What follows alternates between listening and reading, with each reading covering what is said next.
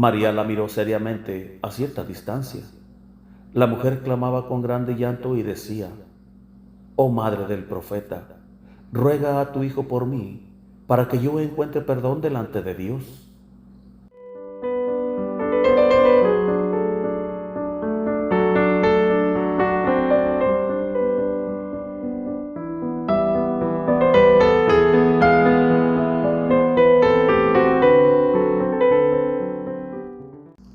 Ana Catalina Emery, Visiones y Revelaciones Completas, cuarta parte. La vida de Jesucristo y de su Madre Santísima. Época cuarta. Desde la conclusión de la primera Pascua hasta la prisión de Juan Bautista. 21. Jesús y el cadáver del fariseo de Atarot. Desde la propiedad de Lázaro, fue Jesús con sus 3 discípulos de nuevo al sudeste, a unas 4 horas más atrás, hacia la población de Atarot, situada sobre una altura, ciudad de saduceos. Los saduceos de esta localidad habían perseguido junto con los fariseos de Genebris a los discípulos, después de la Pascua. A algunos los habían tomado presos y molestado con interrogatorios. Algunos de ellos habían estado también en Sichar, espiando las enseñanzas de Jesús, especialmente cuando reprochó la dureza de los fariseos y saduceos contra los samaritanos. Desde entonces habían planeado tentar a Jesús y le habían pedido que celebrara el sábado en Azarot. Jesús, que conocía sus intenciones, se dirigió a Jinim. Los saduceos se entendieron con los fariseos de Jinim y le enviaron mensajeros el sábado por la mañana que dijeran: Él había hablado también del amor al prójimo, que uno tiene que amar a su prójimo como a sí mismo. Por eso le rogaran viniese a Azarot para sanar a un enfermo. Si hacía este prodigio, querían ellos, como también los fariseos de Jinim, creer en él y esparcir sus enseñanzas en toda la comarca. Jesús conocía su maldad y la trampa que maquinaban contra él, sirviéndose de un hombre que estaba ya desde algunos días inmóvil y muerto. Pero ellos afirmaban contra los habitantes de la ciudad que ese hombre estaba solo fuera de sí. Su misma mujer no sabía que en realidad estaba muerto. Si Jesús lo hubiese resucitado, ellos habrían dicho que en realidad no estaba muerto. Salieron al encuentro de Jesús y lo llevaron delante de la casa de aquel hombre, que había sido uno de los principales saduceos y que mayormente se había ensañado contra los discípulos de Jesús. Lo sacaron fuera sobre una camilla a la calle, por donde venía Jesús. Había allí unos 15 saduceos y todo el pueblo permanecía en expectativa. El cadáver presentaba un hermoso aspecto. Lo habían desentrañado y embalsamado para engañar a Jesús. Jesús al verlo dijo: Este hombre está muerto, y muerto quedará. Ellos replicaron que estaba solo fuera de sí, en éxtasis, y que si estaba muerto ahora, es porque habría muerto en este momento. Jesús respondió: Este hombre ha negado la resurrección y no ha de resucitar aquí. Vosotros lo habéis embalsamado con especies, pero mirad con qué especies. Descubrid su pecho.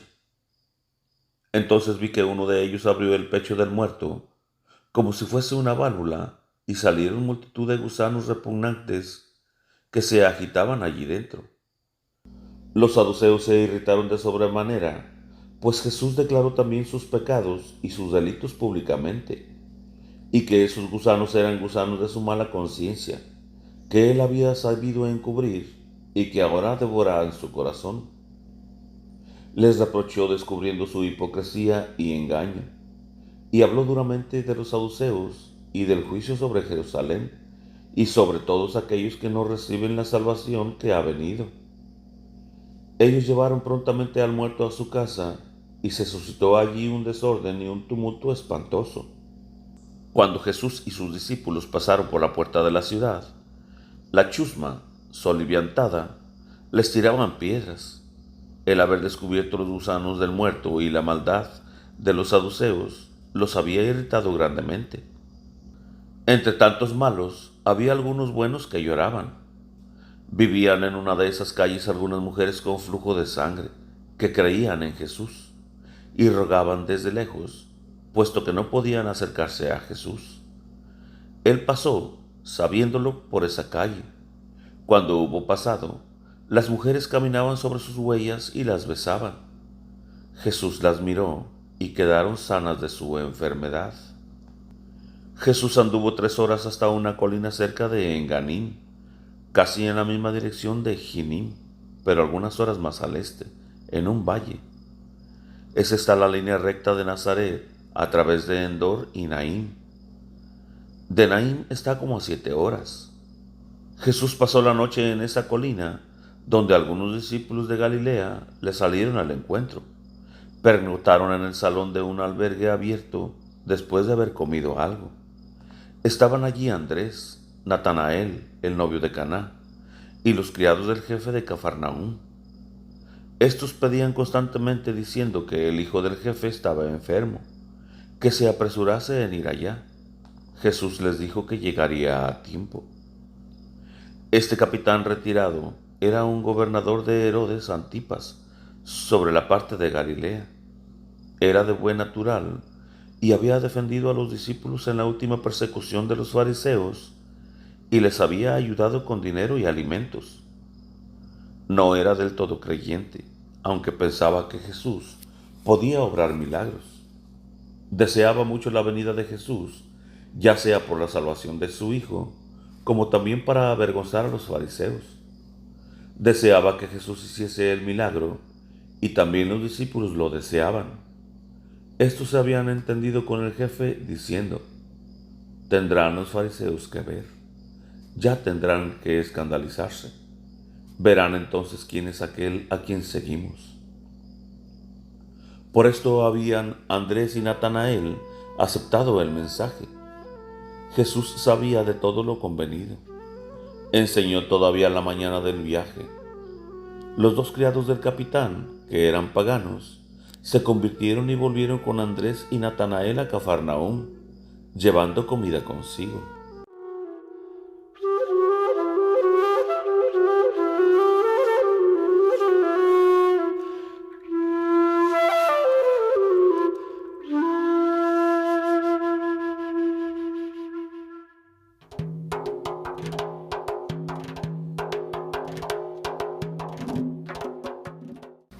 (22) Jesús en Enganim.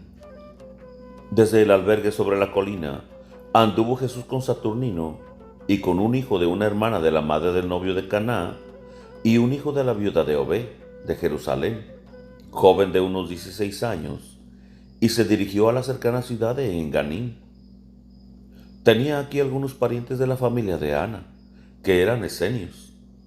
Esta gente recibió a Jesús muy humilde y muy amablemente. Vivían en una parte separada de la ciudad y su vida era casta. Había muchos sin casarse y haciendo vida en común, como en un convento. A pesar de todo, ya no reinaba tampoco allí el rigor de los antiguos tiempos. Vestían como los demás e iban a la escuela con los otros. Mantenían en la ciudad una especie de hospital, donde se reunían muchos enfermos y pobres de todas las sectas, y eran allí alimentados en largas mesas. Recibían a todos los que se presentaban y los instruían y mejoraban. En la sala del hospital ponían si había uno malo entre 2 buenos, para que estos lo aconsejasen y mejorasen. Jesús entró en este hospital y sanó a algunos de los enfermos. En la sinagoga enseñó todo el día. Había acudido muchísima gente de los alrededores. Venían por grupos y se turnaban en la sinagoga porque no cabían todos adentro. Un grupo salía y otro entraba. Aquí enseñó sin amenazas como en el camino, porque la gente era buena. Sucedió como al presente. Cada pueblo tenía un modo diverso, según las ideas de los sacerdotes y principales del lugar. Jesús les dijo que cuando terminara de enseñar, iba a sanar los enfermos. Habló de la proximidad del reino y de la llegada del Mesías. Por las escrituras de todos los profetas, les iba señalando que el tiempo había llegado. Habló de Elías y de lo que dijo, y de lo que vio, y nombró la cuenta de los años conforme lo había visto, añadiendo que Elías había erigido en una gruta un altar para honrar a la que fuera madre del Mesías. Describió el tiempo presente, que no podía ser otro, que el cetro de Judá había pasado a manos extrañas, y recordó también la venida de los Reyes Magos. Hablaba del Mesías en general, como si hablase de una tercera persona, y no se nombró a sí mismo ni a su madre. Habló también de la compasión y el buen trato de los samaritanos, y contó la parábola del samaritano, pero no nombró a Jericó. Añadió que él mismo había experimentado cómo son de compasivos en el trato con los judíos, al contrario de lo que son los judíos con ellos. Contó la historia de la samaritana que le dio agua, cosa que un judío quizás no hubiera hecho con un samaritano, y con qué miramientos lo habían recibido. Habló del castigo y del juicio contra Jerusalén y de los publicanos, de los cuales había algunos en este lugar. Cuando Jesús enseñaba en la sinagoga, le traían enfermos de todas partes de la ciudad. Los habían estacionado por las calles donde tenía que pasar, en camillas y en otras formas, a lo largo de las casas. Sobre algunos habían tendido tiendas como techos, y los parientes estaban allí atendiéndolos. Habían ordenado que los enfermos estuviesen juntos, los de una y otra clase. Parecía aquello un mercado de miserias humanas. Jesús salió fuera, después de la enseñanza, y recorrió las filas de los enfermos que le pedían humildemente la salvación. Y entre enseñanzas y exhortaciones, sanó a algunos 40 de ellos, baldados, ciegos, mudos, afiebrados, gotosos, con flujo de sangre. No he visto aquí a ningún endemoniado. Enseñó todavía sobre una colina de la ciudad, porque la multitud era muy grande. La avalancha se hizo al fin tan avasalladora que subían sobre los techos y las paredes, y hasta cayeron algunas de ellas. Cuando se produjo este desorden, se perdió Jesús entre la multitud, salió de la ciudad, y tomando un camino lateral a través de la montaña, pronto se encontró solo. Los 3 discípulos lo estuvieron buscando, y lo encontraron por la noche cuando estaba en oración. Como le preguntaran qué debían rezar mientras rezaba, Jesús, les repitió algunas peticiones cortas del Padre Nuestro. Santificado sea tu nombre, perdónanos nuestras deudas, como nosotros perdonamos, y líbranos del malo. Añadió, orad así por ahora, y hacedlo también. Les comentó admirablemente estas peticiones. Ellos lo hacían así siempre que Jesús caminaba solo, repitiendo esas preces. Veo que tienen ahora siempre algunos alimentos en sus bolsas. Y cuando ven a otros viajeros que pasan cerca o lejos, ellos, siguiendo el mandato de Jesús, los llaman o los siguen y reparten su alimento, especialmente si son pobres y necesitan de algo que ellos llevan. Enganín es una ciudad de levitas y está situada en la bajada de un valle que corre hacia Jezreel, a través de una zarpa de la larga falda de la montaña. En el valle corre el río hacia el norte. Los habitantes se ocupan de tejer y teñir vestidos para los sacerdotes, y hacen borlas y franjas de seda y botones de todas clases que cuelgan en esas vestiduras. Las mujeres cosen y arreglan esos vestidos. El pueblo es bueno y bien dispuesto.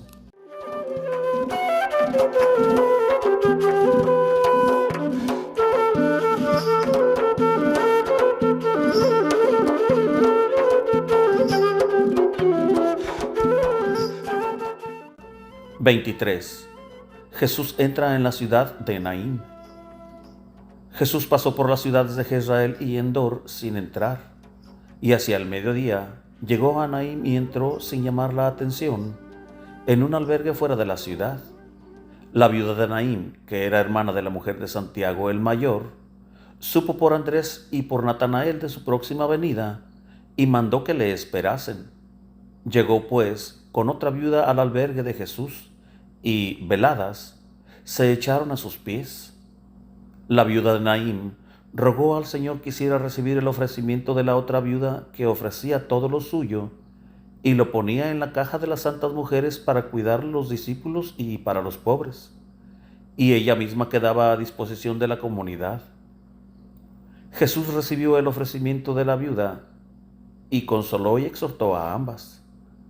Traían también alimentos y regalos que recibieron los discípulos. La viuda les dio además dinero que enviaron a las mujeres de Cafarnaúm para el sostenimiento de la comunidad. Jesús descansó aquí con sus discípulos, pues habíase fatigado mucho el día anterior, enseñando y sanando a los enfermos, y había hecho 7 horas a pie. La viuda recién recibida presentóle a otra mujer, de nombre María, que también quería dar todo lo suyo. Jesús le dijo que lo guardara para más adelante, que sería más necesario. Esta mujer era en verdad una adúltera y había sido despedida por su infidelidad por su marido, un rico comerciante de Damasco. Había oído esta mujer hablar de la bondad de Jesús para con los pecadores. Estaba muy conmovida y no tenía otro deseo ahora que hacer penitencia y encontrar gracia y perdón. Fue a buscar a Marta, con la cual tenía lejano parentesco. Reconoció sus culpas y pidió intercedieran por ella con María, la madre de Jesús, y entregó a Marta una parte de sus bienes. Marta, Juana Chuza y Verónica tomaron a pecho la petición de esta mujer y la llevaron a Cafarnaúm, donde estaba María. María la miró seriamente a cierta distancia. La mujer clamaba con grande llanto y decía: «Oh madre del profeta, ruega a tu hijo por mí, para que yo encuentre perdón delante de Dios». Estaba poseída a intervalos de un demonio mudo, y cuando le venían ataques, se arrojaba al fuego o al agua, y no le era posible pedir ayuda. Cuando volvía en sí, lloraba arrepentida, arrinconada en algún ángulo de la casa. María envió un mensajero a Jesús pidiendo por ella, y Jesús contestó que llegaría el tiempo en que ayudaría a esa mujer.